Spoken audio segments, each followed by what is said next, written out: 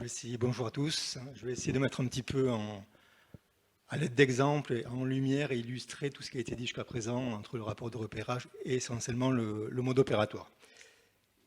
Donc c'est des exemples issus des modes opératoires que j'ai reçus au sein de la division de Bordeaux sur des opérations spécifiques sur les centrales nucléaires, donc Blayais, Civaux et Golfech, qui est le territoire de compétence de la division de Bordeaux. Donc je vais parler du processus, du descriptif, du niveau d'empoussièrement, de la fréquence de contrôle, du RAT, de la décontamination des opérateurs, on va y revenir, de la méthode de travail et enfin quelques slides sur des conclusions. Donc un premier exemple de processus, je ne sais pas si on arrive tout le monde à lire, mais c'est voilà, l'encadrant de chantier qui évalue la possibilité de mettre en place un sac à manches en fonction de la configuration de l'encombrement de l'équipement, de l'environnement, savoir s'il y a des interférents ou pas. Et l'encadrant de chantier retient alors la solution appropriée. Donc l'encadrant de chantier a une option avec sac à manches ou sans sac à manches. Donc la question qu'on peut se poser par rapport à ces deux options, est-ce que ça répond bien à notre définition de processus ? Donc, par rapport à cela, je vais vous donner la réponse. Il nous manque la technique et le matériau pour répondre au fameux triptyque moyen de protection collective, technique et matériaux contenant de l'amiante. Voilà. Dans l'exemple, il nous manque la technique et le matériau. Et je précise que le sac à manches n'est pas un moyen de protection collective du processus. Donc ça, on le retrouve dans les articles du code précédemment rappelés par M. Mansart et M. Antor. Donc on a deux options avec un confinement qui est différent. Il s'agit du même processus parce qu'on a la même technique, le même matériau. Par contre, ce qui serait intéressant, c'est d'avoir deux modes opératoires afin de clarifier le choix de protection que doit faire le salarié au moment de sa mise en œuvre. Donc c'est une suggestion. Effectivement, la définition du processus est quand même respectée parce que le sac à manches ne rentre pas en ligne de compte dans la définition du processus. Un autre exemple, on retrouve notre trilogie, matériaux, techniques et moyens de protection collective. Donc le matériau, c'est un élément de friction, une garniture de frein. La technique, c'est un démontage manuel par dévissage. Le moyen de protection, c'est un moyen de protection associé au premier niveau d'empoussièrement. Donc ça, c'est plutôt rouge quand on reçoit ça comme mode opératoire. C'est trop vague comme définition. Le moyen de protection collective associé doit être clairement défini dans le processus. Voilà, quel est le moyen de protection du processus? On peut se poser la question quand on reçoit ce genre de mode opératoire. Un autre processus, l'intervention consiste à déposer des joints amiantés ou susceptibles et nettoyer une portée. Donc on parle plutôt de joints. La liste des équipements concernés est fournie par le client, c'est annexé au présent document avant le début de la prestation. Cette liste peut évoluer. On n'a pas grand-chose.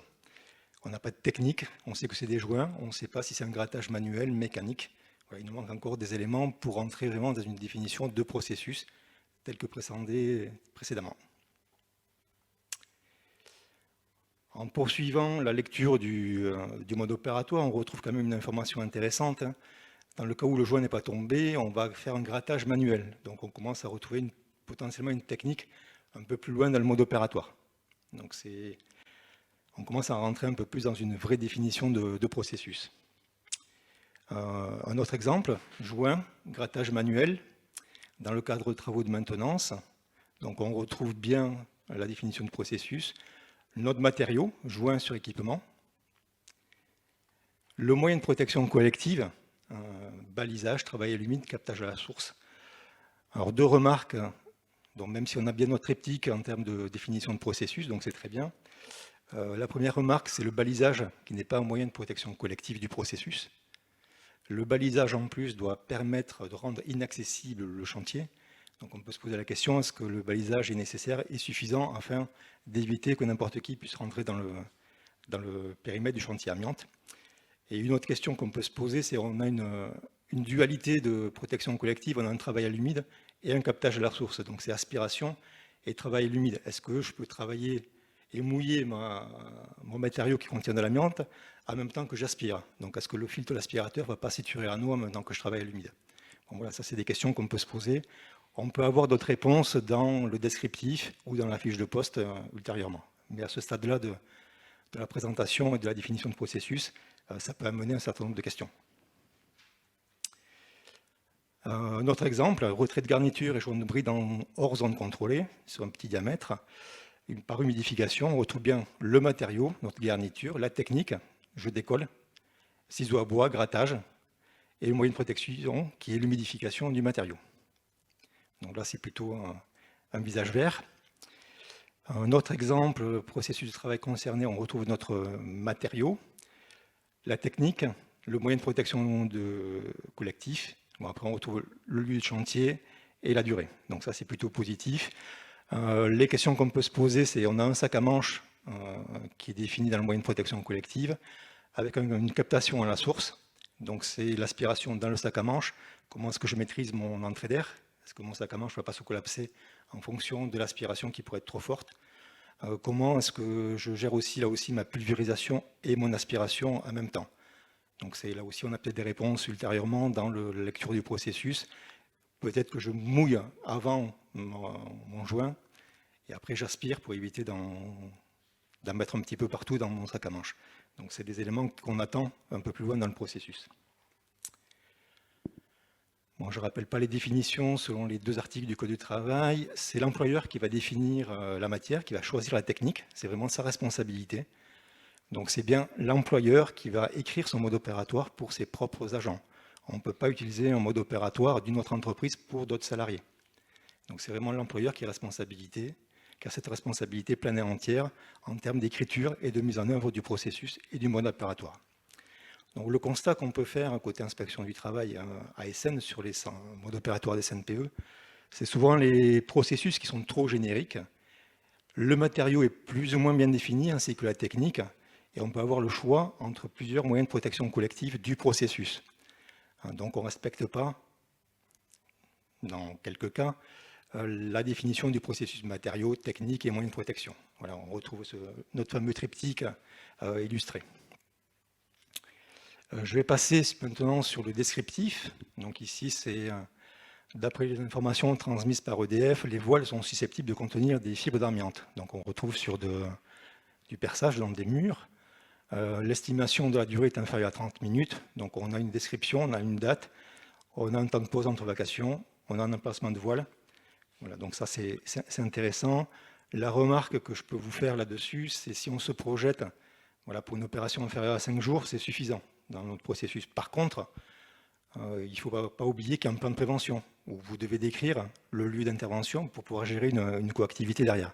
Ce n'est pas parce qu'il y a un mode opératoire qui est assez light, parce que vous êtes inférieur à 5 jours, avec les plans, photos, lieu de localisation exact, qu'il faut oublier de mettre ces éléments-là dans les plans de prévention.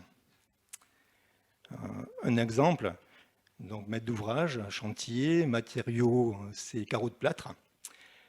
Fréquence et modalité de contrôle d'empoussièrement, c'est une stratégie validée. On a une date, on a du repérage.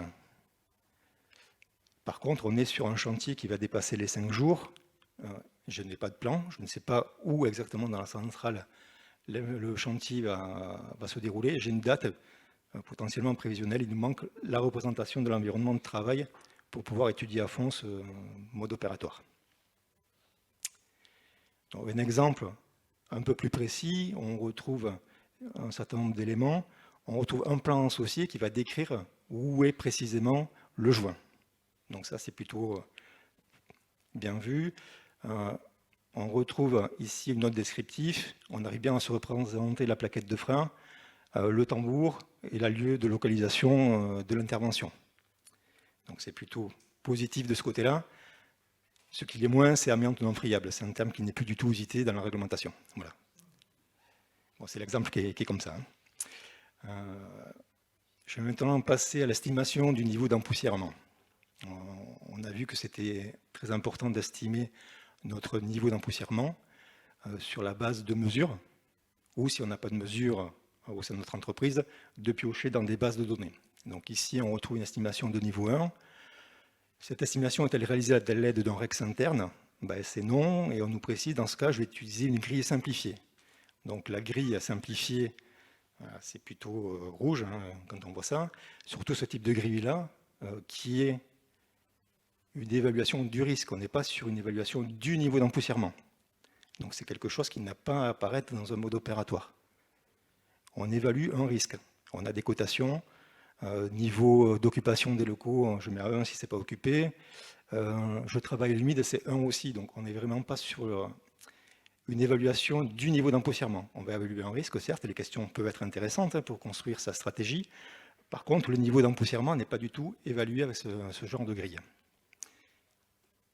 Bon, d'autres exemples, hein, malheureusement, ce type de grille est assez répandu sur les modes opératoires qu'on peut recevoir. Voilà. Donc je passe assez vite. Donc en résumé, l'utilisation de ces grilles ne répond pas du tout à une véritable estimation du niveau d'empoussièrement. Il faut se baser, comme rappelé précédemment par M. Antor et Mansart, sur des bases de type Carto ou Scola, quand on n'a pas son propre REX interne. Donc le REX interne, c'est quelque chose qu'on peut capitaliser au fur et à mesure de nos interventions. Chaque entreprise est libre de capitaliser son propre REX par rapport à ses interventions passées et de se constituer sa propre base à l'aide de mesurage. Et voilà ce que je précise par la suite. Même en association 4, on a une obligation de mesurage sur opérateur pour valider le niveau d'empoussièrement estimé pour la première fois quand on utilise des bases externes comme Carto et Scola. Donc l'autre message que je vais vous faire passer, c'est qu'en contrôle, on sera attentif sur votre suivi aussi du niveau d'empoussièrement. Donc sur une première mise en œuvre de processus, on a le droit d'aller piocher effectivement ce qui se passe à l'externe, hein, sur des bases Carto et Scola. Par contre, dès qu'on fait notre première intervention, il faut penser à faire ce mesurage sur opérateur pour valider notre niveau d'empoussièrement. Et dans ce cas-là, on remet à jour, ce qui a été rappelé tout à l'heure, on remet à jour de suite son mode opératoire pour tenir compte de son propre REX dessus. J'ai estimé un niveau d'empoussièrement 1 à tant de fibres par litre par rapport à ce qui est estimé, je le mesure, je le valide, je mets à jour mon processus et mon mode opératoire en conséquence. Et je commence à constituer ma base de données en conséquence aussi. Et je n'oublie pas de faire une itération à une périodicité définie. Tous les ans, c'est quand même assez louable de faire ce genre d'intervention, tous les ans, de refaire des mesurages pour vérifier qu'on garde cette maîtrise du niveau d'empoussièrement. Toujours l'estimation, on est au niveau 1. En l'absence de mesure, j'utilise la grille, donc c'est pas bien. Par contre, on va retrouver un petit peu plus loin que je vais réaliser des chantiers tests. Donc c'est ça qu'il ne faut pas oublier, hein, même si le mot de chantier test est quand même réservé à l'association 3. On voit quelques entreprises qui utilisent ce même mot, mais c'est l'idée. Effectivement, j'utilise mon premier remise en œuvre de processus pour le valider. Donc c'est l'idée vraiment du chantier test. Voilà, c'est ma toise en fait. Je fais mon premier chantier, je vérifie mon hypothèse, je le valide et après je peux dérouler par la suite mes interventions. On peut aussi avoir du REX interne, c'est ce que je vous disais tout à l'heure. Hein. Dans ce cadre-là, il faut que le processus qu'on va mettre en place soit stricto sensu le même. On duplique à chaque fois la même chose. Même si on prend Carto ou Scola, on reste dans la même épure. Si Carto dit on utilise tel et tel processus, on utilise exactement la même chose. Ce qui a déjà été dit tout à l'heure. Ici, j'ai un niveau 2 selon Scolamiante. Donc c'est plutôt intéressant d'utiliser la base Scolamiante pour une meilleure mise en œuvre. Bon, le petit bémol, c'est que voilà, l'entreprise en question s'était trompée sur le niveau 2. Hein. Ce n'est pas entre 10 et 600, c'est plutôt entre 100 et 6000. Donc il a été conservateur en mettant en niveau 2 59 fibres par litre. Hein. Donc c'est juste pour rappeler un petit peu les définitions du niveau d'empoussièrement. Le cas du niveau d'empoussièrement vu inférieur à 5 fibres par litre. Donc le 5 fibres par litre, c'est issu du Code de la santé publique. L'employeur doit démontrer, s'il estime ce niveau d'empoussièrement-là, que ça ne peut en aucune circonstance dépasser ce seuil. Donc pour chaque processus, il doit démontrer que la mise en œuvre est vraiment inférieure à 5 fibres par litre et il doit prendre en compte le risque d'exposition accidentelle des travailleurs aux fibres d'amiante. Par exemple, non-fonctionnement ou un arrêt d'un aspirateur, le déchirement du sac à manche, si on travaille sur le sac à manche bien sûr. Le matériel amianté sur lequel je vais travailler est exceptionnellement en mauvais état, il est particulièrement émissif. Voilà. Donc le cas du inférieur à 5 fibres par litre, il faut vraiment le justifier. À défaut, l'employeur se doit de mettre à disposition des travailleurs les équipements de protection individuelle, notamment les combinaisons de travail adaptées, telles que rappelé tout à l'heure. Pour mémoire, on retrouve encore dans des modes opératoires la notion du port du masque FFP3, donc c'est le masque papier, qui a usage unique, Donc c'est clairement interdit en sous-section 3. Pour la sous-section 4, de faible niveau d'empoussièrement, donc niveau 1, c'est limité à 15 minutes maximum de vacation par jour. Donc c'est pas par vacation, j'ai le droit de le porter 15 minutes. Non, c'est 15 minutes de vacation cumulées sur la journée. Donc autant dire, quand on fait plusieurs trous sur une même journée, c'est impossible. On met un masque de protection respiratoire, autre que du masque papier. Voilà, c'était le petit rappel. La fréquence de contrôle. Donc on a évalué notre niveau d'empoussièrement. Maintenant, je vais définir ma fréquence de contrôle. Ici, on retrouve un niveau selon Meta. J'ai quand même validé mon processus par un chantier test, une première campagne de mesure. Donc c'est plutôt intéressant. Bon, le petit bémol sur l'exemple choisi, c'est les dates. On a un chantier test 2014, une campagne de mesure 2015. Voilà, donc c'est intéressant, mais les mesures commencent à dater. Il faut refaire, dans le cas présent, une mesure au porteur. On peut aussi s'interroger sur la mesure, première campagne de mesure à Saint-Médard qui donne inférieur à 3 fibres par litre, ça veut dire 0 fibre comptée. Est-ce qu'on était réellement sur un matériau qui contenait de l'amiante? Je ne refais pas la démonstration qu'ont fait M. Antor et Mansart sur le sujet. En sous-section 4, les prélèvements sont obligatoires au moins une fois par an. Donc quand on met notre processus, si tant est qu'on le met en œuvre tous les ans, si on le met en œuvre que tous les ans et demi, tous les 2 ans, à chaque fois, il faut penser à faire ces mesures au porteur pour vérifier qu'on maîtrise toujours notre processus. C'est vraiment ça l'idée. Donc voilà, mesure faite au moins une fois par an, c'est ce qu'on attend dans un mode opératoire. Donc ici, on a une estimation qui est basée sur des interventions similaires. On peut utiliser aussi des données du groupe auquel on appartient. Ce n'est pas forcément celle issue du même CNPE. Vous avez des entreprises qui rayonnent sur toute la France, sur toutes les centrales. Ce n'est pas interdit d'utiliser des mesures faites au porteur sur d'autres CNPE. Il ne faut pas oublier, voilà, comme je répète, lors de la première mise en œuvre du mode opératoire, on fait une mesure d'empoussièrement. Et le résultat du mesurage, bien sûr, doit être tenu à disposition sur demande de l'agent de contrôle. Bon, même chose, une fois par an sur un chantier test, c'est pour vraiment insister sur la périodicité de la réévaluation du niveau d'empoussièrement. Donc une fois par an, je répète à nouveau, ce qui est intéressant, c'est que les prélèvements individuels, c'est le R4412-104, les prélèvements individuels sont réalisés en situation significative d'exposition. Donc il faut qu'on soit sûr qu'il y ait de l'amiante pour pouvoir valider notre niveau d'empoussièrement. Ça semble évident quand on le dit comme ça, mais c'est mieux en le disant. C'est quelque chose que j'avais lu dans un mode opératoire, voilà, compte tenu des programmes de mesurage et compte tenu du caractère urgent, on ne fera aucune mesure. Voilà, c'est la réaction, on est un petit peu rouge quand on voit ça, c'est pas recevable forcément.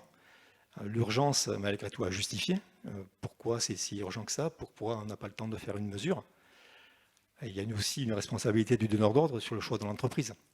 Parce que cette entreprise n'a pas les capacités de faire des mesures, sous-entendu qu'il n'a pas non plus de REX sur son mise en œuvre de processus. Peut-être qu'une autre entreprise a ses compétences et ce savoir-faire et a déjà mis en œuvre même pour un mode opératoire. Donc voilà, c'est un petit peu aussi pour challenger le donneur d'ordre sur les choix quand on a ce genre de situation. Le repérage avant travaux, donc ça c'est des choses qu'on voit également dans les modes opératoires. Donc repérage, code de la santé publique, néant. Au sens du code du travail, il n'y a rien. Donc voilà, c'est pas forcément très bien en fonction de la situation dans laquelle on se trouve. C'est cette phrase-là que je voulais attirer votre attention. Compte tenu du volume très important de certains documents, les dossiers techniques représentant les MCPCA, ils ne pourraient être joints que des extraits. Alors quand on est sur des modes opératoires à plus de 5 jours, le rapport de repérage avant travaux doit être joint de manière exhaustive au mode opératoire et transmis à l'inspection du travail et CARSAT. Et dans tous les cas de figure, l'entreprise, donc vous représentez, doit être en possession du rapport de repérage avant travaux complet. On ne peut pas se contenter d'extraits. Tout est important de la rapport de repérage. Entre les conclusions et les exemples et les exemptions, Est-ce que c'est un rapport de repérage complet, incomplet? Voilà, il faut avoir ce rapport d'une manière complète. Donc l'obligation de repérage incombe bien sûr aux donneurs d'ordre. Alors point de vigilance côté donneur d'ordre, hein, on est sur des centrales nucléaires. Vous connaissez tous le SDIN, pardon, j'allais dire Sigma, excusez-moi. L'EAM, c'est une base de données qui est utilisée par EDF en phase préparation, sur laquelle vous avez potentiellement accès aussi si vous devez faire vos propres préparations. Il faut être vigilant sur l'utilisation de cette base-là. On se rend compte sur des enquêtes accidents, par exemple d'exposition accidentelle, que cette base de données-là n'est pas forcément exhaustive sur la présence ou non d'amiante. Il y a un attribut dans le système informatique qui est associé au repère fonctionnel. Quand on a un repère fonctionnel, une bride, une tuyauterie, on peut avoir 15 brides, 15 joints, c'est lequel qui est amianté. Donc il faut être vigilant effectivement sur l'utilisation de cette base de données-là. Et surtout faire le feedback. Une fois que vous, entreprise, êtes intervenu, avez retiré le joint amianté, il faut effectivement que EDF fasse le geste de mise à jour de cette base de données-là. Ne pas rester sur une suspicion d'amiante pour que l'année prochaine, une autre entreprise, un concurrent, un confrère, revienne sur cette même intervention et se pose la même question. Est-ce que j'ai un joint amianté? Oui, non. Quand est-ce que c'était enlevé? Donc il y a toute une hygiène de base de données à avoir. Donc ça, c'est très important. Encore plus maintenant avec les obligations de repérage avant travaux. Donc on peut faire des repérages avant travaux à l'avancée, mais aussi on peut s'appuyer sur une base de données saine et fiable pour dire j'ai de l'amiante ou pas d'amiante. Et dans le doute, on travaille par défaut en sous-section 4 par mesure de prévention. Mais voilà, j'insiste vraiment sur cette base de données-là et sur l'utilisation qui en est faite. Quand on met un champ amiante à non, qu'on a dans nos dossiers une entreprise qui n'a pas d'amiante, il faut vraiment en être sûr à 100%. On va passer sur le volet décontamination des opérateurs. Donc le déshabillage dans une zone prévue à cet effet, donc c'est intéressant. Voilà, il y a tout un déroulé, je vous fais grâce de la lecture exhaustive de ce qui est présenté sur le slide. Moi, ce qui m'avait interpellé là-dessus, c'est mettre du scotch sur la cartouche du masque s'il fait une vacation. Je me dis pourquoi mettre du scotch? Parce que dans tous les cas de figure, la cartouche, je vais quand même la jeter. Je n'ai pas le droit, quand je travaille en amiante, d'utiliser une cartouche. C'est à usage unique, ma cartouche. Même s'il y a un petit air dessus, comme quoi je pourrais la réutiliser. Le petit air est valable pour les cartouches quand je suis en risque chimique. Risque amiante, c'est bien été rappelé dans les circulaires de la DGT, c'est à usage unique. Donc je finis ma vacation, ma cartouche va en déchet.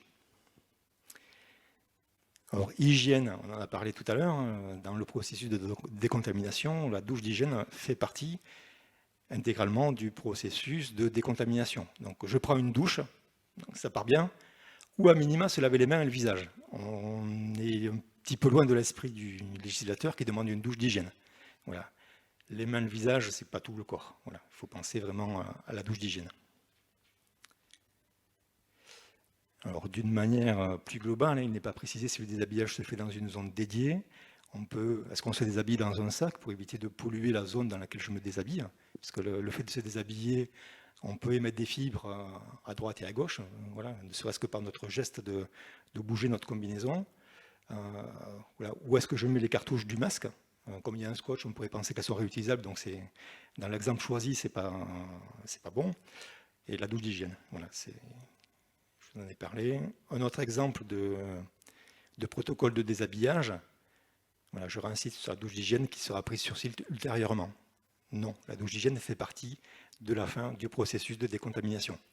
Voilà, j'ai fini ma vacation, je me décontamine, et je finis par ma douche d'hygiène. C'est pas ma douche d'hygiène, je fais ma vacation voilà, de 8h à 10h, et ma douche d'hygiène, je ne la prends pas à 16h. C'est pas ça. Je la prends de suite après mon intervention amiante.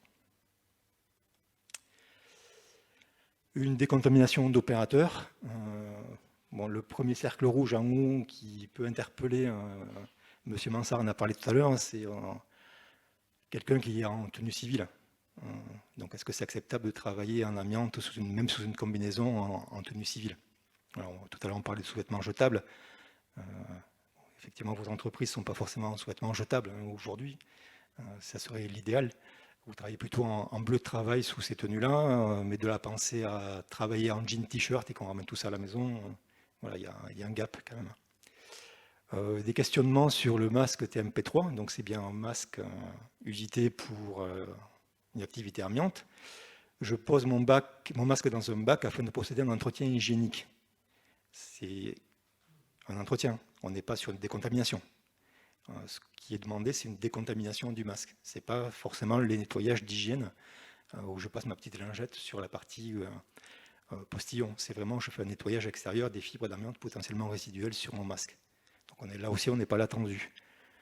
Ensuite, je mets un masque FFP3. Alors dans la logique présentée, je mets mon masque FFP3 pour finaliser de mettre mon masque, parce que j'ai jeté ma cartouche, j'ai mis mon masque à côté, du coup j'ai plus rien. Comment est-ce que je ferme mon sac? Donc là, la personne, cette entreprise-là, proposait de mettre un masque FFP3 pour fermer le sac. Il y a peut-être d'autres techniques, j'utilise un aspirateur et j'aspire avec le sac et je ferme. Voilà, sans forcément avoir besoin de remettre ce masque papier. Toujours côté des contaminations, voilà.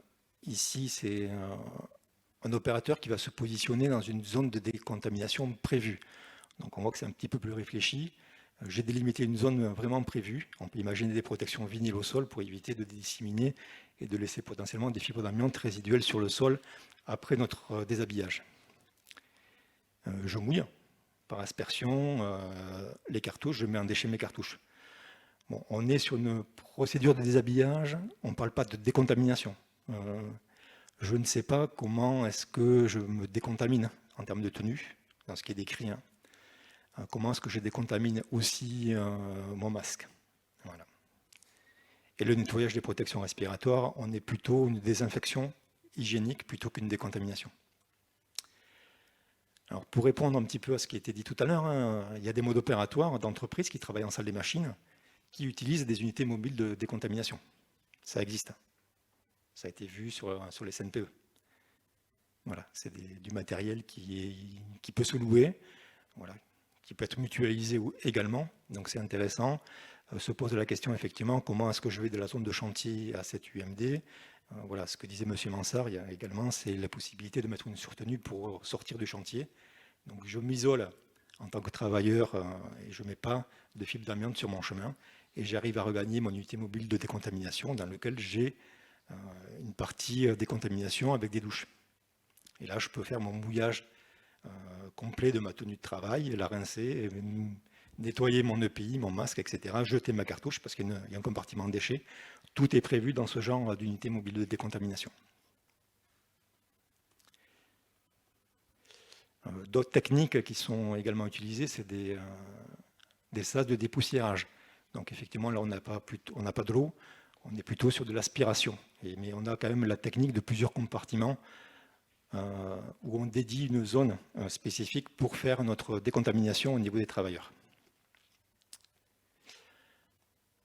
Là aussi, c'est des zones différentes, c'est plusieurs exemples pour vous dire qu'il y a des entreprises qui utilisent ce genre de processus de décontamination.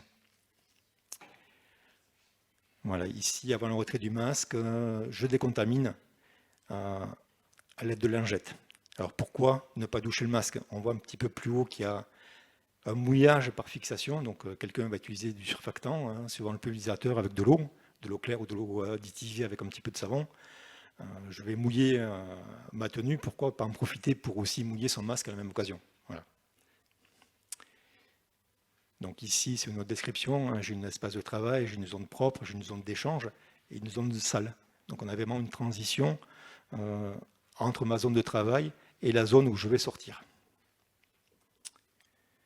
Voilà un exemple de plan d'aménagement de zones différentes. Un autre processus de décontamination des opérateurs.